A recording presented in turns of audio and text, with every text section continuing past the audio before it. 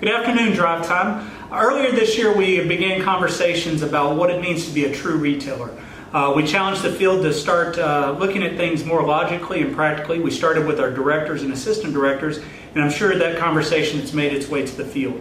As we went through these conversations, we really challenged the field to raise their hand when they saw things coming up that just didn't make sense. If it wasn't logical, if it wasn't practical, and it didn't seem like we were being a retailer, we asked that you raise your hands and let us know when those things are coming up.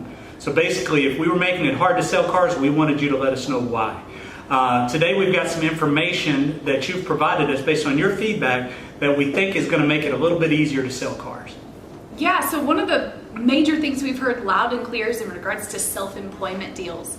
So today the way our underwriting guidelines state is that if somebody is self-employed and owns a business, they have to be listed as the owner on the article of incorporation and or business license. But that's not always the case, especially depending on state. In many cases, they can be listed as an officer or sometimes even a manager, even though they have bank statements to prove that they're connected to the business.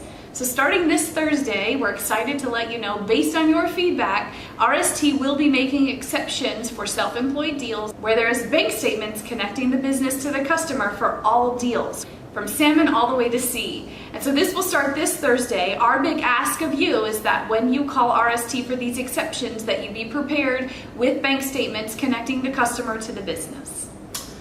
Absolutely. So as we go through this process, we look forward to you providing us all the examples you can. So when you have these self-employed deals that meet these guidelines where you do need an exception, make sure you're reaching out to RST and providing those examples. The more examples we get, the more data we gather. As we continue to gather that data, we're going to be able to put processes in place and better understand how these loans are going to perform. Eventually, we'll know when we do and do not need an exception in this process.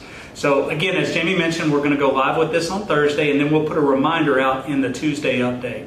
So moving forward, please make sure that you continue to raise your hand. When we're not being practical or logical, make sure you're letting us know and continue to fight to think like a retailer out there. So thank you for all your feedback and all your help.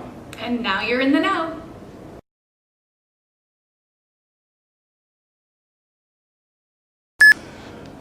Good afternoon, Drive Time. Alan and Jamie here. I almost forgot who I was.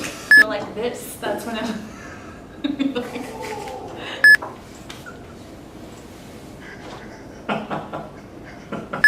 All right. Oh, I don't know. But at the beginning of the year, we that wasn't good. No. It was I'm not even laughing. Look, imagine how this is going to look. You're laughing. I'm the pro. I'm not laughing. Oh God, I'm dying. Everybody's walking behind us, looking at us, laughing. Brian's like, "What are you guys doing?"